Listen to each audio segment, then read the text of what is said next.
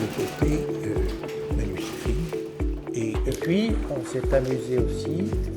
Il l'avait présenté comme un vaisseau, comme un paquebot, c'est-à-dire... Ce qui a été fait. Finalement, on y est. Et je me souviens quand je présentais Il craignait qu'en ouvrant les portes... Moi, j'en garde des bons souvenirs. On s'était fait des connexions. L'essentiel, c'était les petits conseils. Les petits conseils réunissaient... Les thématiciens, c'est leur métier de sortir des idées nouvelles. Par exemple, la Vetus Latina du reste des Alpes. Qu'est-ce que tu fais là, petit mangeant? Et le tire de là. Un grand lien avec la recherche et avec les chercheurs notamment. Papus, qui était Premier ministre, est venu rendre visite à la bibliothèque un jour. Il me dit: oh, vous êtes encore là?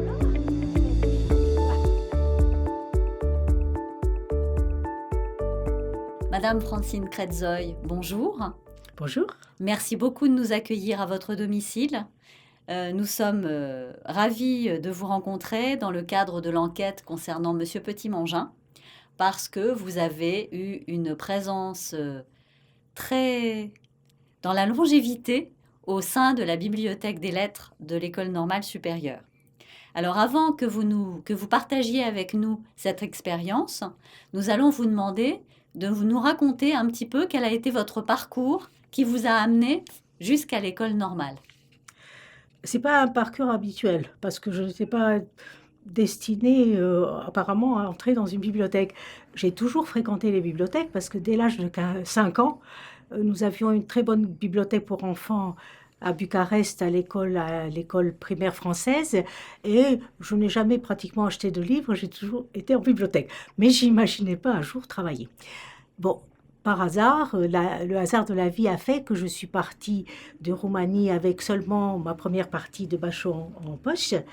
Et ma mère, bon, elle savait que j'aimais le théâtre, le cinéma. Mon père était acteur, il avait une troupe, que au fond, peut-être ça me plairait. Il me dit, bon, elle cherche et elle trouve le cours Simon. Le cours Simon était un cours fameux dans le temps. Et Jacqueline Maillan était dans la 3e année de ce cours quand j'y étais. Et j'ai vu pas mal de fois Gérard Philippe qui venait, parce qu'il aimait beaucoup René Simon, qui venait lui rendre visite. Mais bon, ça a été un régal, les 2 années. Mais au fond de moi, je me demandais est-ce que j'aimerais ce métier. Mais c'est pas ça qui m'en empêchait. La 2e année, à la fin de la 2e année, j'ai eu la tuberculose. Et une tuberculose très brusque, vraiment ayant bousillé mon poumon gauche. On s'en apercevait pas, j'étais toujours rose et fraîche. Mais bon, en Sana tout de suite. En Sana, la première année, j'étais perdue, il n'y avait pas de rimifon. J'allais mourir, là, certainement. Et, miracle, le rimifon. Le rimifon arrive. Et ce qui fait que la première année, je me suis rétablie. Et la 2e année, en Sana, j'ai passé ma seconde partie de bachot. Ma mère me dit encore, elle me dit, oh, qu'est-ce que tu pourrais faire après? Pourquoi pas les langues orientales? Je dis, bon, pourquoi pas? J'aimais le russe, j'aimais la littérature russe. J'ai dit, bon, faisons du russe. Alors, en Sana, parce que la 3e année de Sana, je suis allée à Paris, en Sana. Donc, on pouvait sortir déjà. C'est la post-cure. Et je suis entrée en première année de Languedoc. Après, cette première année se termine et j'ai une place en cité universitaire avec une bourse et je fais ma 2e année de Languedoc là-bas. Et voilà que nous étions suivis comme anciens tubards des étudiants. On était suivis par un médecin qui m'a dit il faut vous débarrasser des restes de votre poumon gauche, vous retournez en Sana pour qu'on vous opère. Bon, moi, vous savez, bon, d'accord. Alors j'y vais et puis on veut perdre 6 mois pour me dire qu'on ne m'opérait pas. J'ai quand même raté une année de russe. J'ai réussi à passer mon diplôme de roumain, mais pas de russe. Et je continue donc en cité universitaire, celle-là. Et ce qui s'est passé, nous arrivons à la bibliothèque, c'est que j'étais assez fauchée parce que ma mère était morte et je n'avais pas beaucoup d'argent. Et la bibliothécaire du Sana de Paris m'a proposé de l'aider à tenir la bibliothèque. Moi qui ne savais pas que faire après les Languedoc, fallait passer un concours pour la diplomatie, faire de la traduction, faire de l'interprétariat. Tout ça ne me plaisait pas. Et j'ai dit, mais c'est ça que je vais faire. Et donc, j'ai dit, après mes langues zo, je fais ça. Et je me retrouve, c'est comme ça que je me retrouve à faire, préparer le diplôme de supérieur du bibliothécaire à Paris, puisqu'on le faisait auprès de la Bibliothèque nationale. Et je me retrouve avec les Boulez. Voilà, ils n'étaient pas mariés encore, et nous avons passé cette année de préparation ensemble. Bon, l'année se passe, bon, comment trouver du travail après? Et comme j'étais toujours quand même un peu fauchée, j'ai eu par une de mes anciennes coturnes de Sana, qui était sous-bibliothécaire, une place à la ville de Paris. Je suis allée faire des remplacements pendant l'été à la ville de Paris. Alors, au fond, je me suis dit, je vais essayer. Je reprends, et, oh là là, Madame Viau, qui était à la bibliothèque Forney, avait toujours besoin de personnel. Donc, je suis embauchée. Et avec qui? Avec Marie-Claire. Donc, Marie-Claire Boulez et moi, nous avons fait ensemble une année à l'hôtel, à la bibliothèque Forney. Et Boulez avait eu tout de suite son travail à Normal. Et la deuxième année, il s'est dégagé un poste de sous-bibliothécaire qu'elle aurait pu avoir un poste de bibliothécaire, Marie-Claire. Bon, elle a accepté le poste de sous-bibliothécaire. Donc, elle l'a pris. Et l'année d'après, il s'est dégagé un poste qui était là, qui appartenait au CNRS. Et cette personne est partie. Et donc, Boulez a proposé à monsieur Martin de m'engager. Donc, j'ai quitté à regret. Mais j'étais payée le SMIC. Et bon, donc je n'ai pas hésité quand même. Et tout de suite, la bibliothèque, voilà, ça c'était mon entrée, comment je suis rentrée à la bibliothèque. Et là, je me suis trouvée, la bibliothèque était beaucoup plus petite que maintenant, forcément. La première année, j'ai pas été trop... au début, pas dans la salle. Je crois que c'est Marie-Claire qui devait s'en occuper à ce moment-là, parce qu'il me semble que c'est à peu près à ce moment-là aussi que Boulez a dû faire son service militaire. Alors, je travaillais, il m'a donné un travail à faire de cotation, qu'il vérifiait chaque fois, chaque semaine, et ça s'est passé un peu comme ça, avant que je vienne vraiment dans la salle. À partir de ce moment-là, j'étais dans la salle, il y avait un garçon des bibliothèques qui s'occupait des prêts, qui était là. Au fond, il a été remplacé par toutes ces personnes dont je vous ai parlé. Eliane, Martine et puis plus tard Aline. Et finalement, je me suis très bien entendue. Il n'avait pas un caractère extraordinairement bon. Et Boulez m'a dit, attention, hein, attention, parce qu'il n'est pas comme moi, monsieur Delafoy. Et monsieur Delafoy, on s'est très très bien entendu jusqu'à sa retraite, ça a été parfait. Donc déjà, je me suis tout de suite sentie bien dans la salle, parce que c'est important. Bon, à ce moment-là, j'avais un travail de catalogage, j'étais toute seule à faire le catalogage. Vous savez, on était très peu, hein. On a dû vous le dire, nous étions vraiment... Quand je suis entrée, il y avait Boulez, Marie-Claire et moi. Hein. Vous êtes entrée à la bibliothèque en quelle année, en fait? En 60, en octobre 60. Donc c'est Roger Martin qui vous a embauché? C'est Roger Martin. Oui. Comment était-il, Roger Martin? Monsieur Martin, j'ai eu très peu affaire à monsieur Martin, parce que monsieur Martin, au fond...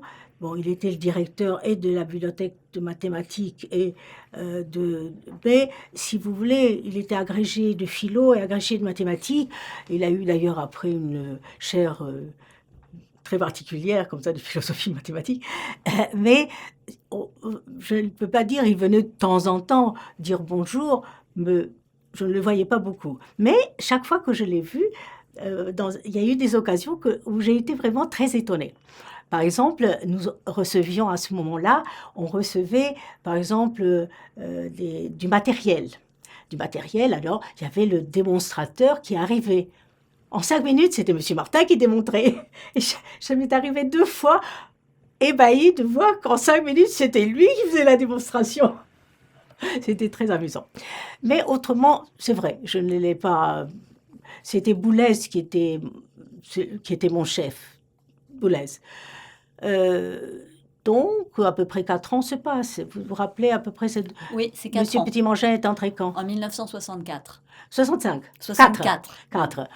Et en plus, il est arrivé pas si longtemps après où Marie-Claire a été enceinte. Donc, elle a eu d'ailleurs une grossesse assez difficile parce qu'elle a dû rester couchée pas mal de mois. Je me rappelais plus si c'est à ce moment aussi que nous avons commencé à embaucher quelqu'un d'autre. Je crois que je vous ai parlé de... Nous avons eu une de nos anciennes camarades de Fornay qui est venue, presque, je crois, une année au moins. Tout ça, ça se mélange entre... je me rappelle plus très bien, le service militaire, mais c'était avant que M. Petit-Mangin vienne. Donc, quand M. Petit-Mangin est venu, je pense qu'il y avait peut-être déjà Nicole. Elle vous a pas dit à quel C'est moment lui qui a était. recruté Nicole. Hmm? C'est lui qui a recruté Nicole. C'est ça. Mm. Donc, voilà. Mais au fond, oui, je crois que c'était la première qu'on a vraiment recrutée au moment de M. Petit-Mangin. Quelle Mais impression Nicole travaillait dans les bureaux. Mais à ce moment-là, on mangeait souvent ensemble. Nous n'avons jamais mangé à la cantine, donc, sauf les Boulez, tous les gens qui étaient là, nous mangions ensemble. Comme toujours, ça crée des liens quand même, parce comme ça, on finit par raconter quand même un petit peu sa vie, si vous voulez. Donc, c'est vrai, Nicole, j'ai l'impression que je la connais depuis très, très, très longtemps. Et tout en n'ayant pas travaillé avec elle, puisque elle n'était pas du tout là. Et puis, petit à petit, bon, moi, mon travail était le catalogage. Évidemment, on m'a donné essentiellement des livres étrangers, quand quelqu'un d'autre est venu cataloguer. Et vous voyez, je ne me rappelle plus. Susan a dû faire du catalogage aussi. Donc, on n'était pas beaucoup quand même à faire du catalogage. Et j'ai connu tous les genres de machines qu'on pouvait connaître. Depuis la machine et jusqu'à la dernière qui était quand même avec écran, correcteur, etc. Beaucoup plus facile quand même. Mais je suis partie, deux de mes collègues avaient déjà des ordinateurs, si c'est pas 3 déjà, si c'est pas 3. Donc elles se sont habituées. Relativement, elles allaient plus lentement que moi, parce que moi j'ai l'habitude de faire des fiches que j'allais très très très vite. Et puis, en même temps que ce catalogage, M. Petit-Mangin a décidé de transformer les vieux catalogues noirs qui étaient avant les fiches. C'était des registres, Il fallait faire les fiches. Donc, ça m'a pris un certain nombre d'années, parce qu'il fallait prendre les vieux catalogues, refaire des fiches d'après on n'allait pas chercher les livres. Je faisais les fiches d'après ce que j'apprenais sur le catalogue, mais on les a refaites finalement. Ça a été un travail de longue haleine. Et puis le dernier travail a été avec M. Petit-Mangin, parce que avant j'étais assez indépendante finalement. Boulez me donnait les livres cotés, donc je n'avais pas affaire à lui personnellement, et j'avais mon travail à faire. Ça, le travail de bibliothèque. Et puis après, à l'occasion d'un vol de livres du 16e, nous avons décidé de ramener tous les livres dans une réserve et puis de les cataloguer petit à petit. Or, moi, j'ai fait du latin, mais pas de grec, donc... Monsieur Petit-Mangin, quand j'avais fait mon travail, la semaine, il venait voir avec moi si les fiches se présentaient correctement. Donc ça a été pendant un certain nombre d'années, comme ça, à faire ça. Et en plus, j'avais le travail de réception. Ça, évidemment, c'est un travail en même temps. Au début, ce n'était pas très fatigant, j'avais une quarantaine de lecteurs par jour, ça n'allait pas c'était pas extraordinaire. Mais forcément, avec les formations successives de normaliens, et quand les filles sont arrivées en plus, parce que je crois que la première année, ce sont les filles qui avaient des chambres à l'école. Les premières années de garçons ne devaient pas être là. Mais bon, je me suis aperçue, c'était la taille qui m'a frappée. Quand je suis arrivée à Normal en 60, les garçons avaient, bon, ils allaient de 1m60, 1m60 à 1m70, guère plus. Et au fil des ans, j'ai vu les garçons grandir, les filles grandir, c'était extraordinaire. C'est-à-dire 20 ans après, 30 ans après, la différence de taille était extraordinaire. Bon, j'étais gentille, de caractère, je suis gentille, mais quand même, il fallait pas ne pas être disciplinée quand même. Donc, je surveillais, il fallait que je surveille leur emprunt, parce que maintenant, ça, c'est plus comme ça. Puis ils ont des codes barres, donc c'est pas... Mais moi, il fallait que je lise, que je regarde si les fiches étaient adéquates au livre. Ça prend du temps quand même. Et j'ai ma pile de travail à faire, et puis ça à faire aussi. Et puis, petit à petit, avec les lecteurs qui venaient vraiment régulièrement, il y a des gens que je voyais tous les jours. Pas les élèves, mais les professeurs. Alors, évidemment, j'ai des souvenirs de professeurs extraordinaires, comme Le Goff, par exemple. Monsieur Le Goff, il était d'une gentillesse, d'une délicatesse extraordinaire. Un homme, et alors j'admirais son écriture, en plus. Il pouvait faire des fiches rapidement et merveilleusement écrites, ce qui n'était pas toujours le cas, quand même, des autres. Et puis, bon... Althusser, qui était à la maison, venait très régulièrement à la bibliothèque. Et alors là, Althusser aussi, c'était un homme absolument, vraiment charmant. Il était attentif. Et bon, au moment de son problème, nous avons été tous vraiment, oui, à dire il faut le couver, il faut le sauver, il faut le garder. Et puis, moi, j'ai eu aussi un autre lecteur dans un autre genre, c'était Pâques. Je ne sais pas, vous êtes trop jeune pour savoir, mais il faisait partie de l'OTAN, je crois. Il était normalien. Et il a été condamné pour traîtrise. Il a été d'ailleurs condamné à mort par De Gaulle. Et M. Pâques, je le connaissais très bien parce qu'il venait très régulièrement à la bibliothèque. Aussi un homme tout à fait adorable. Ça a été mon premier coup, je me rappelle, ça a été le coup un petit peu vraiment quand même tragique. Heureusement, Pompidou, je pense qu'il était de la même promotion que lui. Il a fait commuer sa peine. Après, finalement, ça s'est arrangé. Je crois qu'au bout de 10 ans, il est sorti. Mais sa femme venait toujours prendre des livres à la bibliothèque. C'est un souvenir qui m'est resté, là, comme problème. Et en plus, nous avons senti vraiment, dans ces années 60 à 70, le fait de la présence de Pompidou. Parce que quand je suis arrivée, vous voyez, nous étions très peu de personnel. Et puis en plus, bon, on avait de quoi acheter des livres, mais enfin, c'était pas extra. Là, on a vu que les livres arrivaient en beaucoup plus grande quantité. Enfin, moi, je l'ai vu. Hein. Ça, c'était très net. Et puis que petit à petit, une personne par-ci, une personne par-là, se rajoutait au personnel. Alors, M. Petit-Mangin, évidemment, a vraiment poussé, je veux dire, il a profité de cela pour vraiment, et puis d'obtenir, de grandir les salles. C'était quelque chose. Et quand je pense que,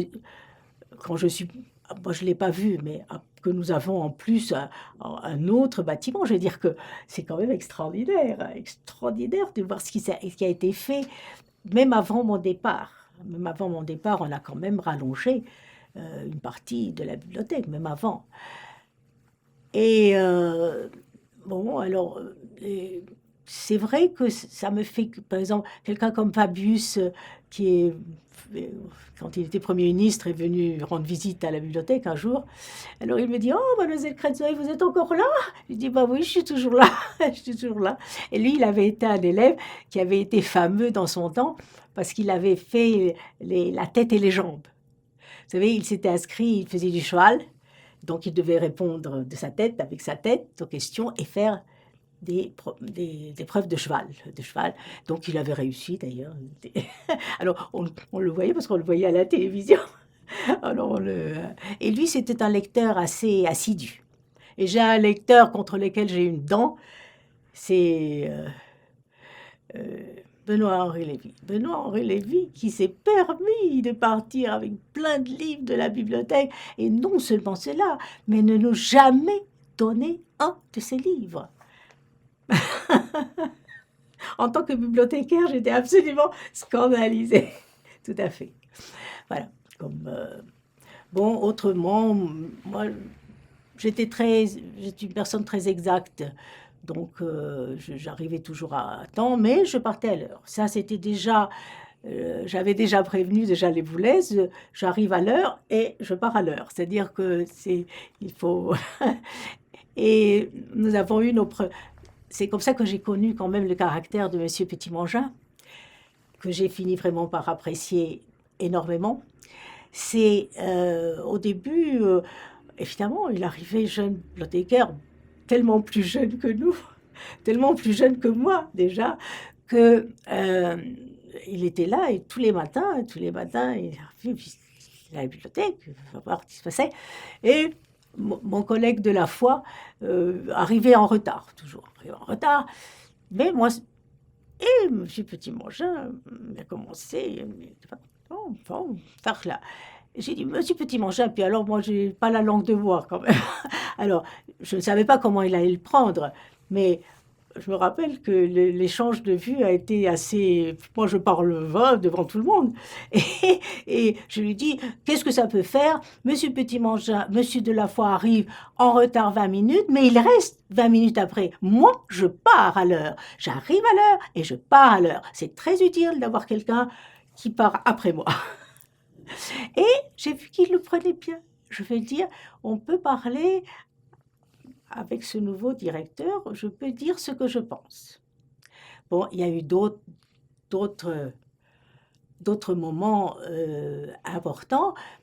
C'est au moment où nous avons fait ouvrir les serviettes. Parce que jusqu'à présent, je me contentais de lire les feuilles, mais après, je disais, ouvrez-moi votre serviette. Alors, bon, les jeunes, ils ont pris ça... Normalement, c'était comme ça. Évidemment, les professeurs de 60 et quelques années n'ont pas pris ça souvent de très bonnes, avec beaucoup de grâce. Alors, il y en a un qui m'a dit, vous voulez voir aussi mon portefeuille? Et puis surtout, je crois qu'il était recteur à ce moment-là d'académie, M. Vell, il était furieux. J'ai dit, monsieur, et puis sur ce ton, je dois dire, monsieur, je fais ce qu'on me dit de faire. Je dois regarder votre serviette, un point, c'est tout. Il part en fermant la porte au nez. Il revient, il me dit, où est le bureau de votre chef? Je dis, monsieur, je n'aime pas beaucoup qu'on me tape la porte au nez. Bon, mon chef, vous le trouverez en prenant le couloir à droite et vous trouverez son bureau.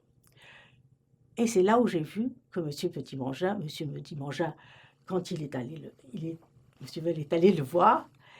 Monsieur Petit-Mangin a dit, Mademoiselle Kretzoy, fais ce que je lui dis de faire. Point. J'ai dit, j'ai apprécié. J'ai apprécié parce que, oh là là, il n'était pas content. Hein, bon.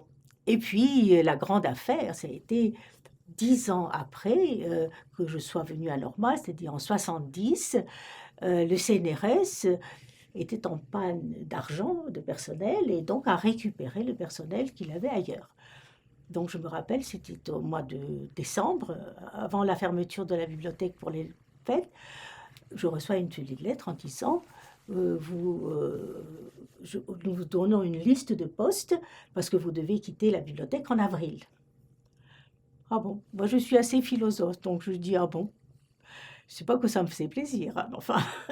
Et je voyais que les gens, les professeurs qui étaient de l'école, tout le monde avait un air un peu gêné comme ça. Ils devaient se douter qu'il y avait quelque chose.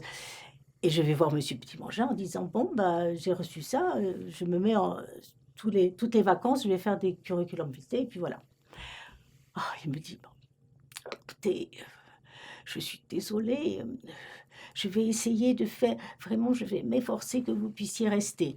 Je dis, bon, bah, c'est la vie, et si je dois partir, je partirai, c'est pas un problème. Et je vous dis sincèrement, j'avais déjà cet appartement-là, que moi, je regarde géographiquement où je vais. Alors là, évidemment, j'ai eu des réponses de partout. À tous mes curriculums vitae, on a répondu qu'on voulait bien me voir. Et alors, ça, c'était des propositions vraiment bizarres. À la faculté de médecine, devais m'occuper de cornues. Au muséum, je vais m'occuper de guinea pigs. Et celui du muséum me dit, vous savez, moi, je sais que la bibliothécaire du muséum veut quelqu'un qu'elle cherche elle-même. Elle ne veut pas quelqu'un qu'on lui impose. Alors, envoyez-lui votre curriculum. Et alors là, cette dame ne connaissait pas Monsieur Petit-Mangin, mais elle connaissait très bien Madame Viau. Alors, bien sûr, elle a téléphoné à Madame Viau, mais moi, Madame Viau, jusqu'à sa mort, je suis restée une amie. Donc, elle a dit mes louanges. Et donc, hop, elle me dit, ben, en avril, vous venez là. À la fin des vacances, je vais trouver Monsieur Petit-Mangin. Et je lui ai dit, voilà, ben, j'ai trouvé un poste au muséum. Oh, mon Dieu, je me suis donné du mal. Je vais vous avoir un poste à la direction de l'enseignement supérieur. Je crois que c'était ça. Je ne suis pas sûre, mais je pense que c'était ça. Mais pour octobre. Alors, le problème, c'est avril, octobre. Je ne peux pas vous le certifier. Mais je me suis arrangée. Je pense que vous pourrez être payé, à condition que chaque mois, vous allez recevoir une lettre du CNRS disant, eh ben, quand est-ce que vous rejoignez le nouveau poste et vous ne devez rien répondre. Effectivement, mais ce n'était pas sûr. Hein. J'ai donc accepté le risque de savoir que je ne serais peut-être pas payée pendant quelques mois.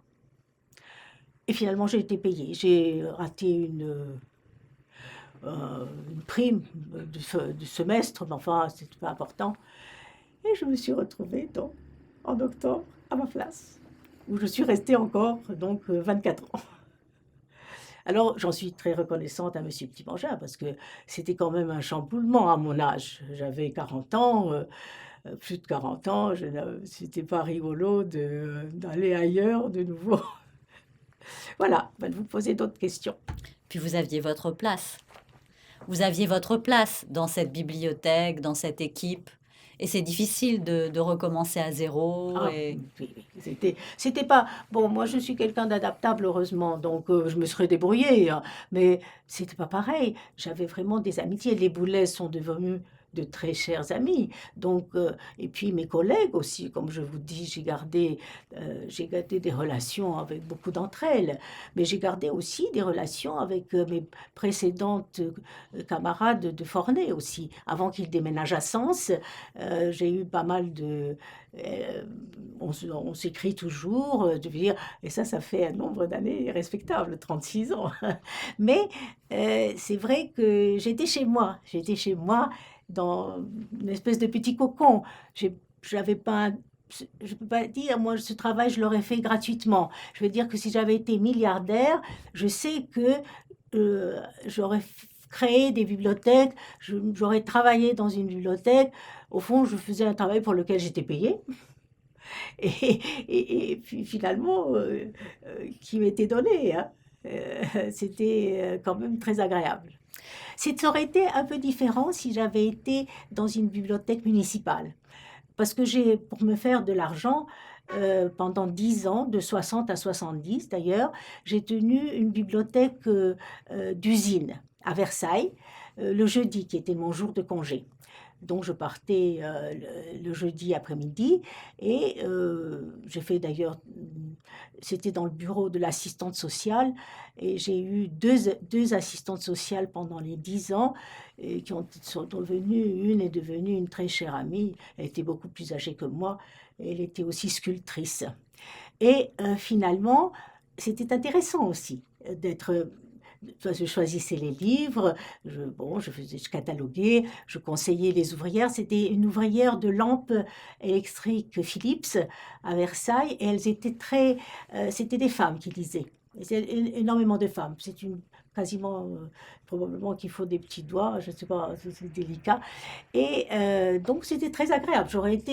Ça m'aurait plu aussi d'être dans une bibliothèque parce que c'est pas le genre de bibliothèque que j'ai eu.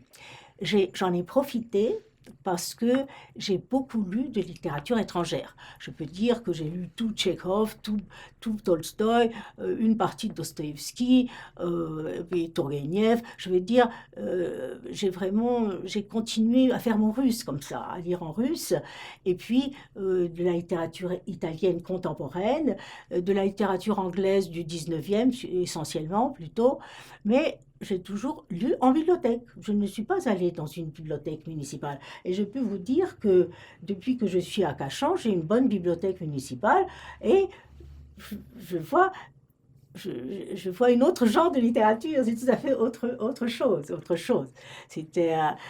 J'allais beaucoup au cinéma, donc j'avais pas tellement le temps de lire. Et puis je regardais aussi la télévision j'en ai eu en noir avant de l'avoir en couleur. Et finalement, j'avais pas tellement. Je lisais essentiellement dans le métro. Même les 20 minutes qu'il me fallait pour aller à Luxembourg, finalement, j'ai toujours lu. Toujours lu. Et je continue, même dans l'autobus, je lis. Ça me gêne pas. Donc, ce travail, il a été. J'avais pas de gens qui étaient au-dessus de moi d'une façon absolue, puisque on a travaillé pour le livre du 16e avec M. Psy-Mangin, mais je ne travaillais pas avec Boulez non plus. Marie-Claire, elle avait un autre travail dans la bibliothèque, et finalement, j'étais assez indépendante dans mon travail, c'était pas un problème. Oui, vous n'aviez pas de poids de hiérarchie sur les épaules. Vous n'aviez pas de poids de hiérarchie sur les épaules. Sur les épaules, vous n'aviez pas l'impression. Et moi, je suis quelqu'un, je dois dire, assez contente. Bon, d'ailleurs, si vous voulez, je suis célibataire, volontaire, je veux dire que j'ai eu la chance de ne pas avoir de responsabilité, sauf celle de mes livres, ça c'est une autre histoire, et celle d'avoir des relations avec les gens qui venaient. Ils avaient rarement besoin de moi en tant que conseillère, mais ils ont vite pris l'habitude de me parler, de choses et d'autres, si vous voulez. Donc j'ai eu des Normaliens avec qui, quand ils rendaient leurs livres, on avait des discussions amusantes, ou même politiques, ou même, bon, et puis en plus, ils discutaient souvent entre eux autour de moi, donc c'était plaisant comme atmosphère. Et puis moi, j'aime bien être entourée de jeunes. Même maintenant, j'aime bien qu'il y ait des jeunes autour de moi. C'est agréable. Mais c'est vrai, j'avais pas par exemple, Marie-Claire Boulez avait un travail beaucoup plus que j'aurais pas aimé du tout, moi. C'était fait pour elle, d'ailleurs. Elle avait quelque chose qui lui plaisait, parce que c'était toutes les relations extérieures avec, que ce soit les relieurs, que ce soit les commandes de livres. Enfin, elle devait gérer, déjà, matériellement, elle devait voir que tout arrivait à temps, que les commandes étaient bien faites. Et puis, en plus, et plus nous avons été nombreux, le problème du personnel, les horaires, gérer les malades, etc. Je veux dire, c'est un travail que moi, j'aurais pas aimé du tout faire. Mais qu'elle faisait très bien parce que ça lui plaisait. Elle était faite pour la communication de ce genre-là de travail. Elle a toujours eu une vie assez active. Elle aimait le théâtre, elle aimait... moi, j'ai eu la chance aussi, grâce à Boulez, parce que moi, j'aime la musique classique, mais dès le début, grâce à Roger, je suis allée écouter, donc, surtout quand il donnait des concerts à l'Odéon. me rappelle des opéras que j'avais beaucoup aimés, mais ça m'a quand même introduit à la musique pas contemporaine, puisque enfin, que ce soit Schoenberg ou Berg, bon, ils sont mitigés entre fin 19e et 20e. Et bon, c'était agréable aussi de m'initier. Et je faisais un effort. France Musique donnait à ce moment-là le soir de la musique contemporaine. Et je m'efforçais, c'est pas avec un plaisir énorme, mais il y a quand même maintenant, il y a de la musique que j'apprécie quand même contemporaine. Mais comme je vous dis, je n'ai plus l'occasion puisque j'ai perdu mon oreille et que tout est mélangé. Enfin, j'ai des bons souvenirs. Monsieur et Madame Boulez semblent avoir des tempéraments très différents. Oh, Est-ce que complètement. vous pouvez nous les décrire? Je me suis toujours très bien entendue avec Boulez. Avec C'est un Monsieur homme Boulez. très discret, non, avec Marie-Claire aussi. Oui. Mais, comment vous dire, j'étais complètement en confiance quand je travaillais avec lui. C'était parfait. Je veux dire que ça posait pas de problème. Ça n'a jamais posé de problème. Au point de vue, bon, c'est un homme assez discret. C'est pas moi qui peux en parler plus dans le travail parce qu'il travaillait plutôt avec Monsieur Petit-Mangin. Je veux dire que c'est eux qui peuvent avoir une opinion l'un de l'autre. Parce que, comme je vous dis, sauf l'année où nous avons collaboré pour la cotation, je n'ai pas eu à travailler avec lui réellement. Et Marie-Claire Boulez, encore moins. Je veux dire que nos relations ont été plutôt privées, puisque je suis devenue la marraine d'un des jumeaux, et qui est venu là, qui était là la semaine dernière. Et, mais ce sont des gens que j'ai considérés comme des amis extrêmement fidèles. Vous voyez, je me rappelle, j'avais un service à demander à Marie-Claire, c'était de s'occuper d'un ami roumain qui était malade et qui était à l'hôpital pendant que moi j'étais partie d'ici, partie de la région parisienne. Et je me rappelle, non seulement elle est allée lui rendre visite, mais j'ai l'impression même qu'elle lui a lavé ses pieds. Je veux dire que et Marie-Claire, si j'avais un service à lui demander, emmener quelqu'un chercher des amis à la gare, puisque j'avais pas de voiture ou autre, je veux dire, sans aucun problème, j'aurais pu m'adresser à eux pour n'importe quoi, de toute façon. De toute façon, c'était vraiment des gens sur qui on pouvait compter. Tout à fait. On n'a pas des relations flamboyantes d'expansivité. Parce qu'ils ne sont pas expansifs, ni l'un ni l'autre. Mais bon, j'étais toujours de toutes les fêtes avec les enfants, c'est que maintenant... Bon, c'est malheureusement, c'était un choc quand même. Bien sûr. Oui. Donc vous nous donnez comme témoignage l'idée que cette bibliothèque fonctionnait, il y avait des chefs, mais ils ne se comportaient pas avec vous comme des Pas du chefs, tout. Pas ni du les uns ni les autres. Ah, pas du tout. Et d'aucune façon. Et je vous dis, j'ai beaucoup apprécié qu'on puisse parler avec Monsieur Petit-Mangin d'une façon quelquefois violente, quelquefois, et que ça passe. Je veux dire que nous discutions, mais on ne se disputait pas, vous voyez? C'est ça. Vous pouviez Et ça, j'ai exprimer- apprécié énormément. Et par contre, Boulez a beaucoup de sensibilité. Et si j'avais eu quelque chose à lui dire, il aurait fallu que je passe avec des circonvolutions discrètes. Je veux dire, je n'aurais pas, parce qu'il aurait eu de la peine. Il était très sensible. Tandis que M. Petit-Mangin, je me suis aperçue qu'il était solide, qu'on pouvait discuter avec vous, avec lui.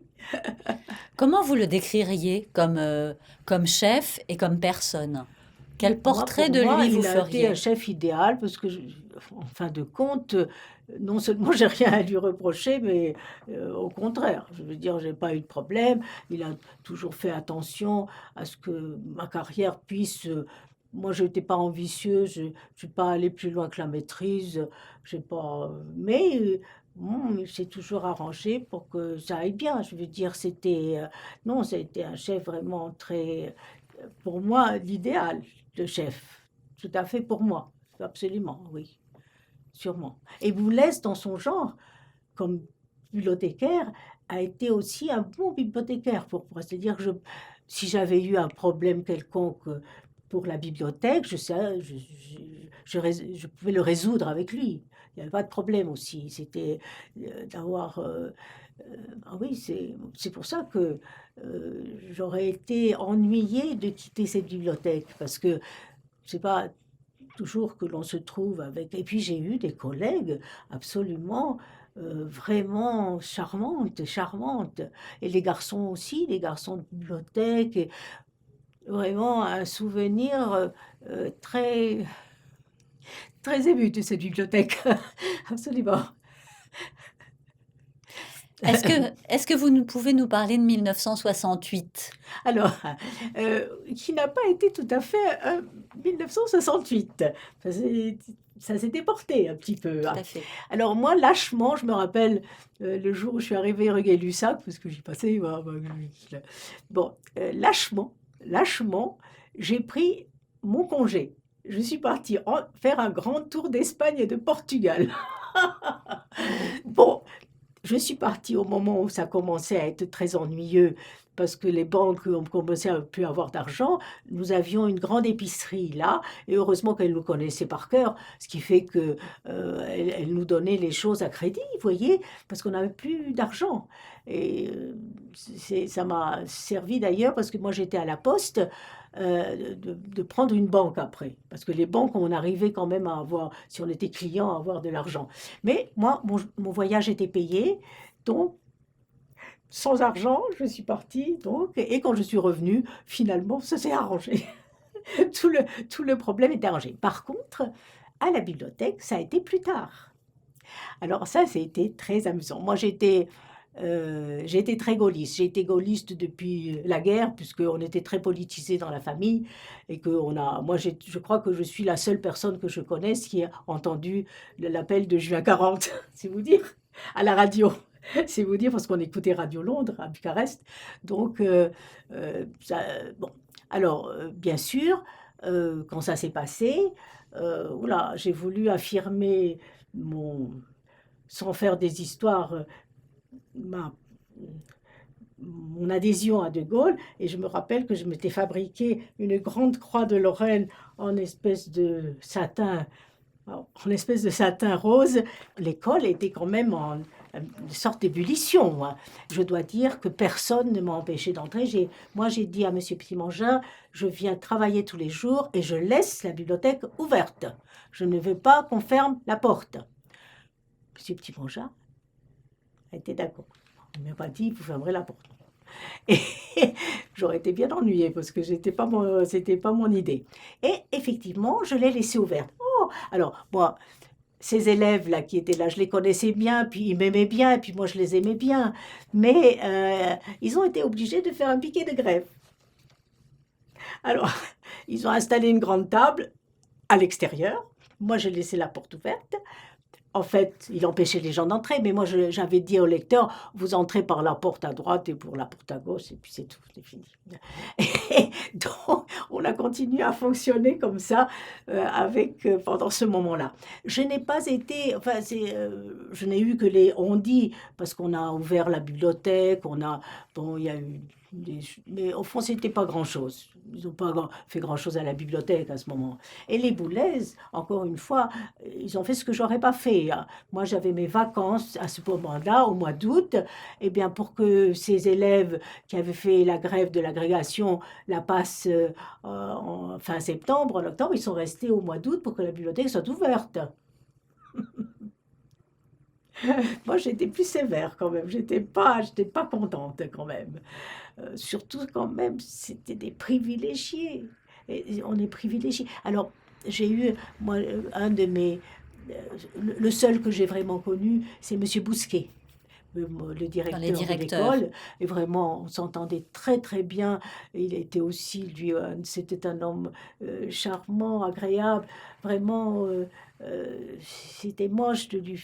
Je crois il est parti après. C'est Monsieur Flasselière qui est parti en 71. Ah, c'est après, oui. Monsieur Flassilière est bien. Monsieur Flassilière, je l'ai vu moins. Monsieur Bousquet venait, lui, très régulièrement. Mais Monsieur Flassilière venait moins. Mais enfin, bon, ils ont obtenu finalement. Ils ont obtenu de ne pas être obligés de donner leurs 10 ans. Je crois bien que c'est resté comme ça. Normalement, ils devaient donner 10 ans dans l'enseignement, quand même. Mais ils l'ont À ce toujours. que j'ai vu changer. Ah, ça, quand même, d'une façon très nette, depuis que je suis arrivée, c'est que quand même, les normaliens, j'avais un oncle qui avait été normalien, et toute sa vie, il a été professeur de mathématiques au lycée Carnot. Je veux dire que c'était le départ, c'était essentiellement de former des professeurs de lycée. Oh, au fil des ans, ils sont tous, ils rentraient dans, non seulement, c'est pour ça que j'ai eu des normaliens absolument partout, dans tous les ministères, dans tous les, parce que ils ont fait des carrières qui étaient en dehors de l'enseignement. Je crois que je dois peut-être aussi à Monsieur Petit-Mangin, mais aussi certainement à mes anciens élèves. Vous savez que j'ai reçu la Croix du Mérite. Pour quelle raison, j'en sais rien, parce que vraiment, je vois pas, je ne vois pas l'intérêt. Mais enfin bon. Mais enfin, j'étais étonnée parce que c'était après ma retraite et je reçois un petit mot de la police en disant que il faut dire si vous êtes d'accord pour la recevoir. Je dis, oh bon, qu'est-ce que c'est ça? Et je pense que c'est vrai que mes différents élèves ils se sont souvenus de moi certainement. Et j'étais pas facile, vous savez, quand ils étaient en retard pour rendre leurs livres, ou quand ils me faisaient traîner à rester à la bibliothèque après-midi alors qu'on n'avait pas tellement de temps pour déjeuner, je dis, je ne suis pas un meuble, il faut que je mange moi aussi, alors dépêchez-vous, dépêchez-vous. Donc, ils étaient habitués en même temps que je sois amicale et familière, mais pas commode toujours, pas toujours commode.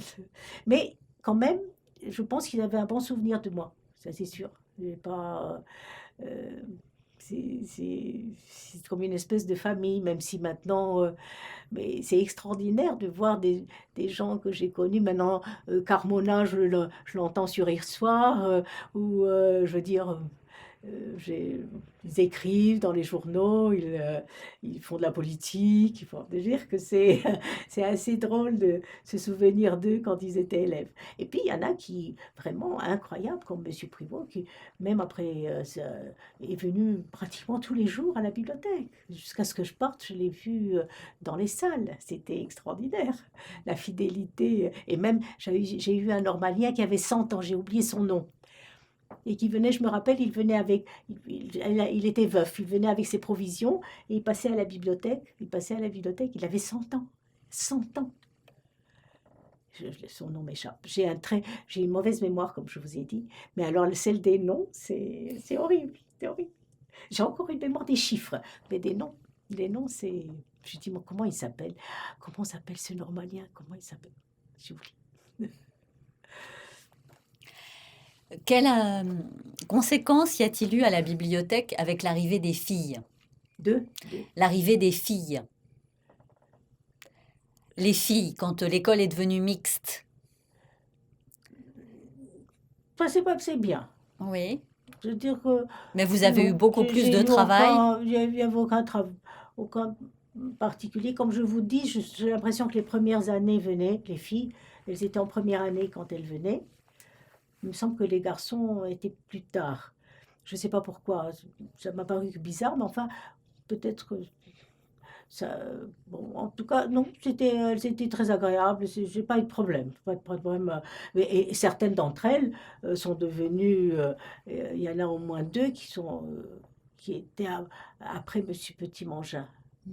Oui, tout à fait. Ce sont des filles. Laure Léveillé, oui. Voilà, voilà. Mais elles étaient après moi. Après M. Petit-Mangin. Donc, mais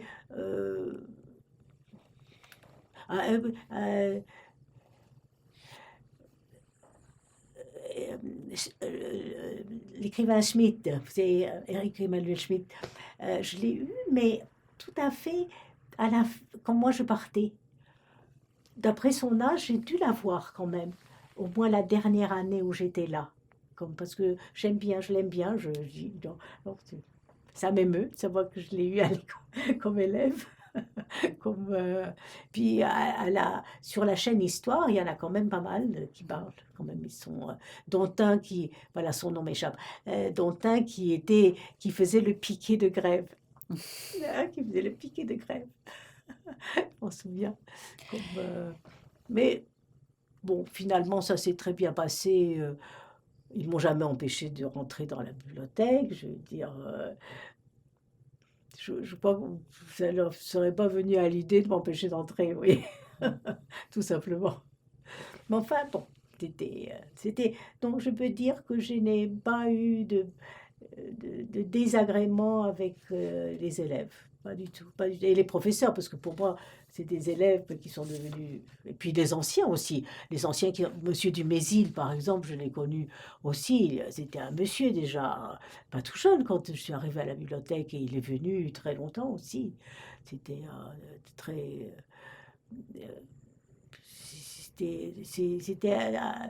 C'était amusant. Alors j'ai l'impression d'ailleurs qu'ils avaient une impression d'éternité de me voir là, devant ma grande table, pendant 34 ans. Pendant 34 ans, vous voyez la même figure. C'est quand même extraordinaire de voir. Moi, je vois dans ma bibliothèque, je vois jamais les mêmes personnes. Je vois jamais les mêmes personnes. Ils sont tantôt en bas, tantôt je les croise. Je vois presque jamais les mêmes personnes. Et c'est quand même, ça crée des liens. J'ai l'impression qu'ils avaient l'impression qu'ils étaient restés jeunes. Parce que moi, j'étais toujours là. Comme s'ils restaient en enfance, en jeunesse. C'était amusant. Vous ne vous êtes jamais ennuyé? Ah non, ennuyé. Ah non, mais puis il fallait travailler quand même. Alors, je n'ai pas le temps de m'ennuyer. Là, j'ai obtenu aussi ça. C'était pas évident parce que Monsieur Petit-Mangin, le thé, oh là, après on a obtenu même une chambre, une pièce pour manger et le thé. Mais ça, j'ai dit, ah non, moi, à 4 heures, je prends le thé.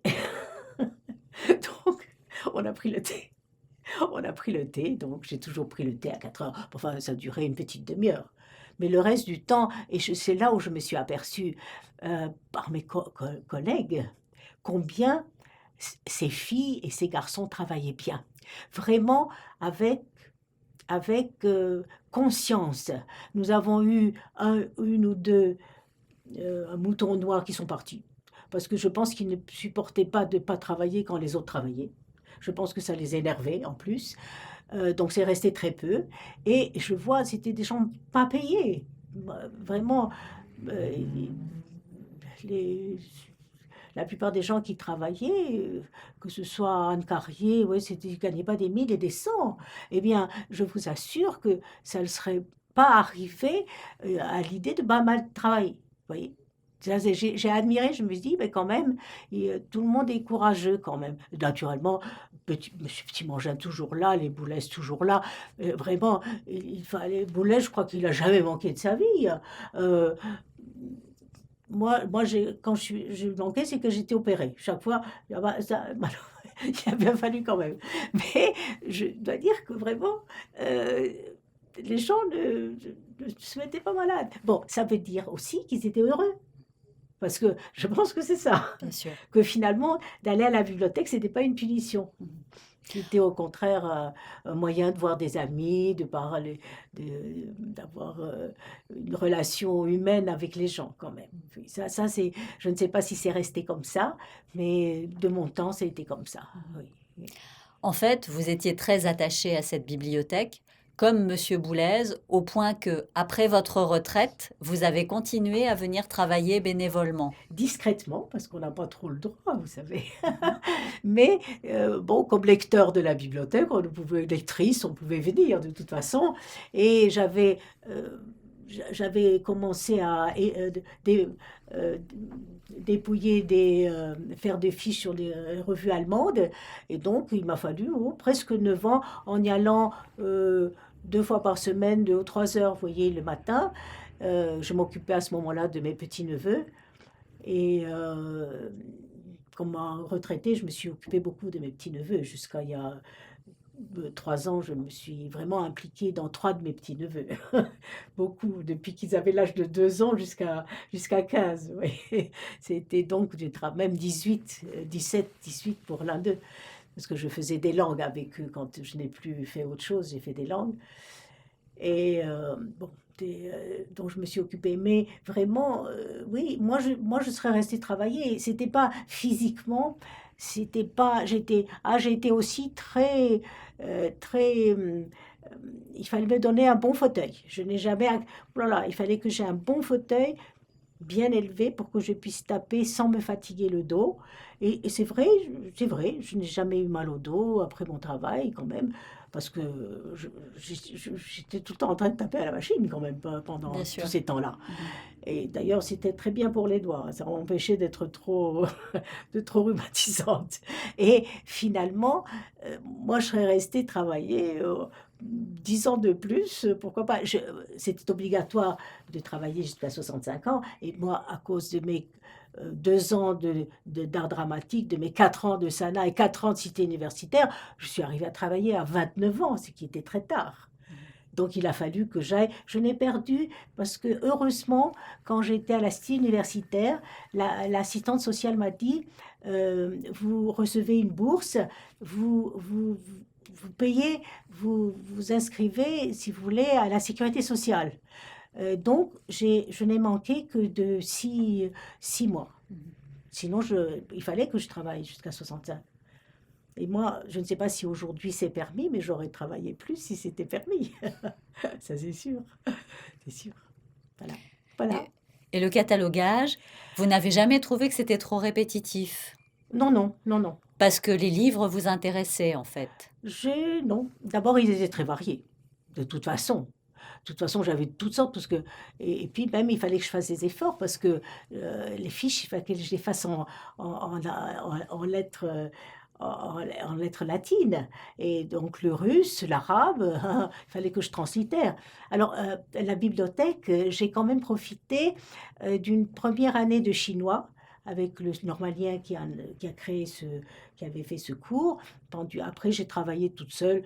J'apprends difficilement, mais toute seule depuis des années, seulement quand je suis hors de chez moi, parce qu'ici, je ne peux pas travailler.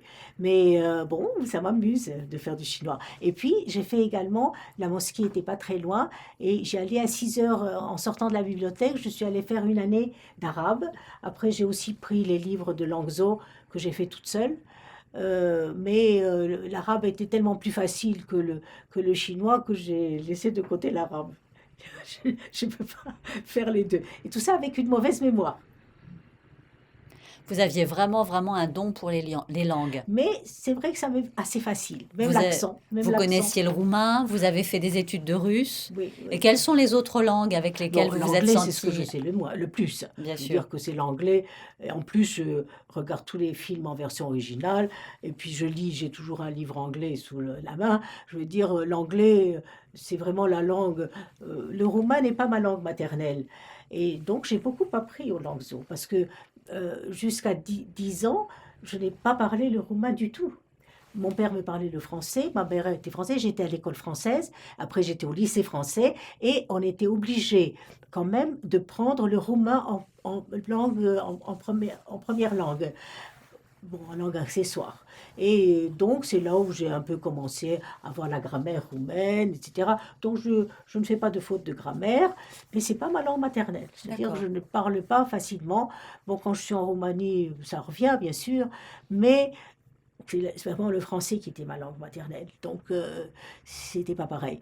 Et le russe, j'ai adoré le russe, et puis à lire comme ça, et même après j'ai donné des leçons, on faisait des leçons de russe avec mon fiel, avec le petit Boulez, en sortant de l'école, il avait pris le russe, ça lui a jamais servi, ça lui a jamais servi, mais il avait pris le russe, comme en dehors de l'anglais.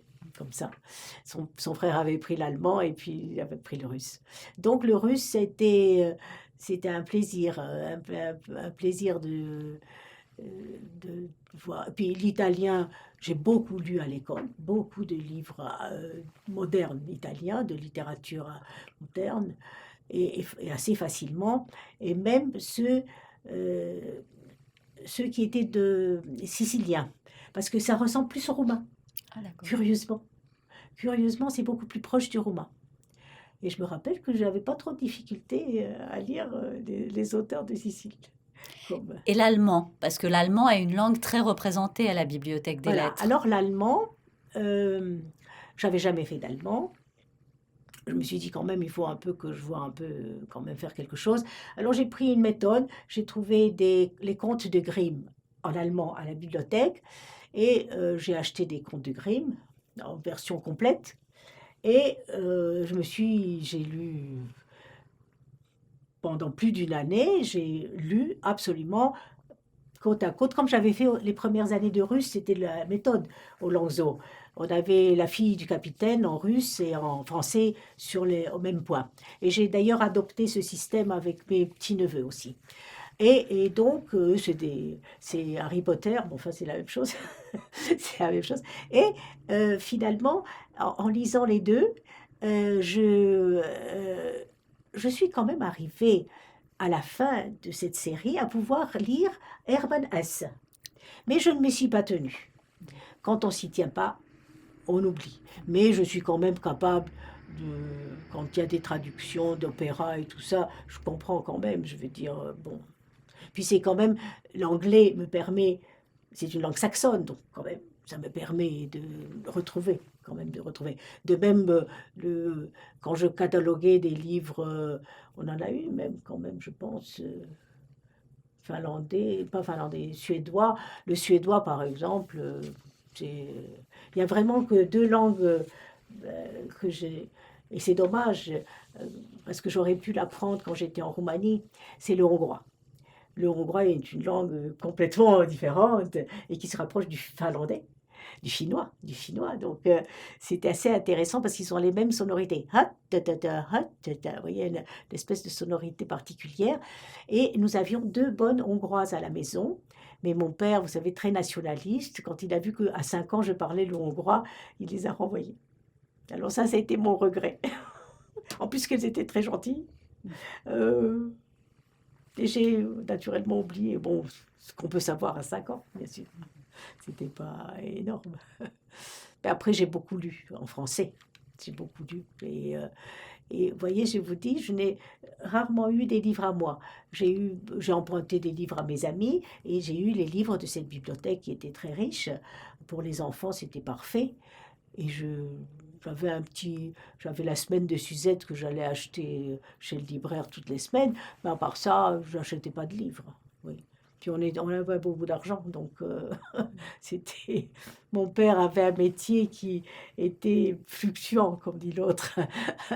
Et ma mère avait son salaire d'institutrice, mais enfin, bon, ça n'allait pas très loin quand même. Voilà. Vous avez été très heureuse dans cette Ah oui, bibliothèque. puis j'ai eu de bons parents. Vous savez, des parents qui n'étaient ni possessifs, qui m'ont appris la politique, la philosophie. Ils m'ont laissé toujours lire tout ce que je voulais lire, pas de problème. À 16 ans, 15 ans, j'allais toute seule au théâtre. Je veux dire, ils m'ont pas tenue en laisse. Je voyageais dans toute la Roumanie toute seule aussi, quand j'avais 13 ans même. Je prenais le train toute seule. Je veux dire, ils m'ont laissée très indépendante et ils étaient très... en même temps, il me faisait partager tout. J'allais voir naturellement toutes les pièces de mon père. Il me lisait ce qu'il écrivait.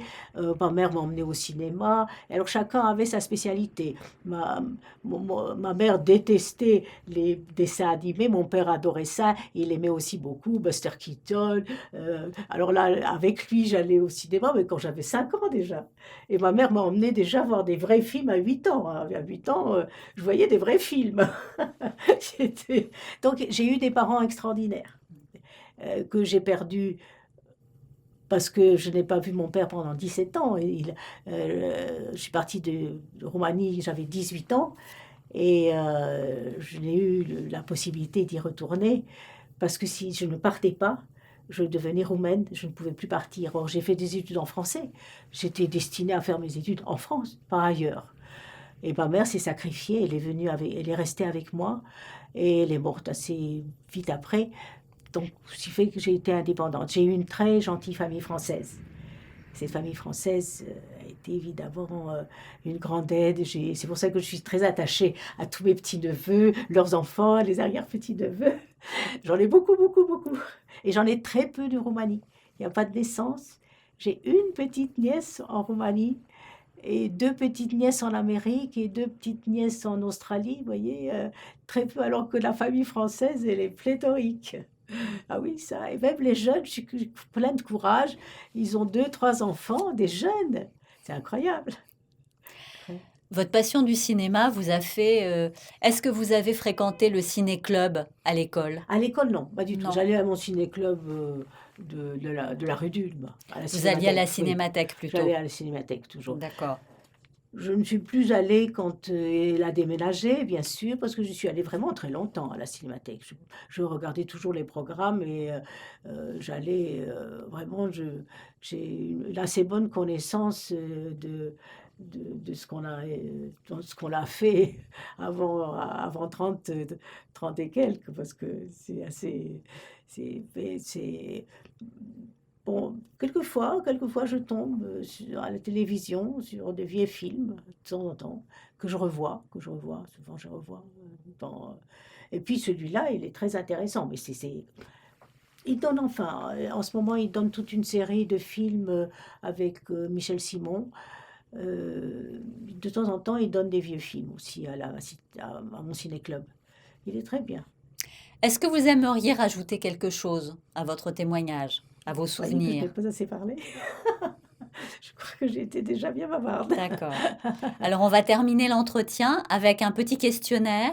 Tout le monde répond à ce questionnaire et ensuite, on verra comment on l'utilise pour le film.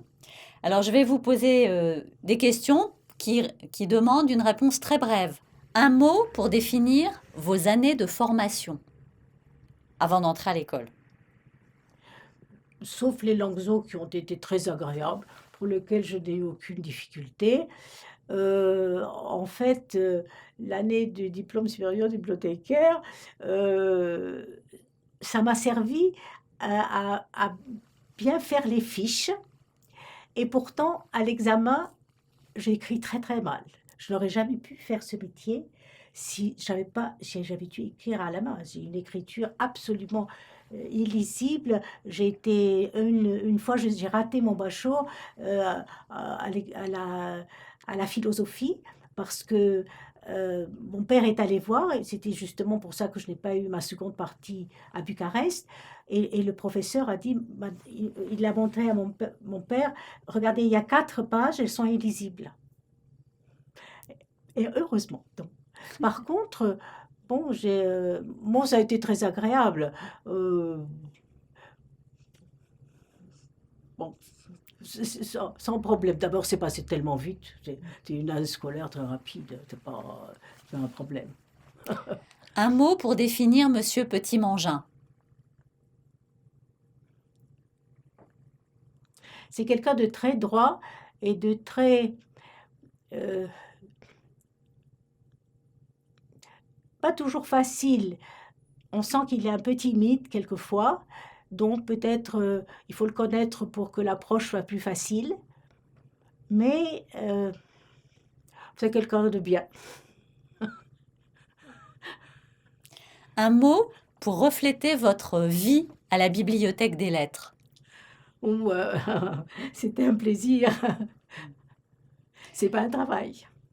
Quel était votre lieu préféré à l'école? C'était là où j'étais. Là où j'étais. Quel moment dans votre parcours vous distingueriez au milieu du reste? Un moment fort dans votre parcours de vie? De vie, dans ma vie. Dans votre vie à vous, un moment fort. Quel est celui que vous retiendriez en priorité?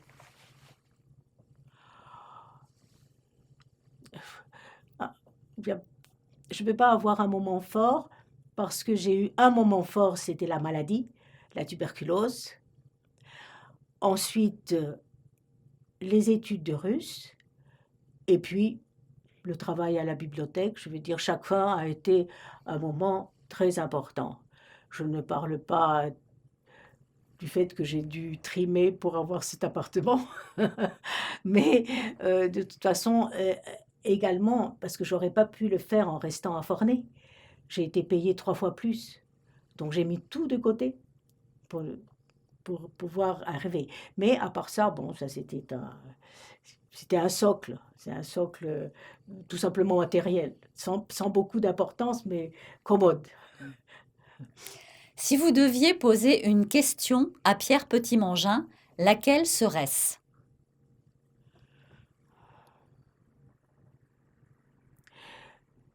Est-ce qu'elle a eu autant de satisfaction dans sa vie universitaire comme professeur que comme chef de la bibliothèque? Très bien. Je vous remercie beaucoup, madame. Je vous en prie. C'était formidable.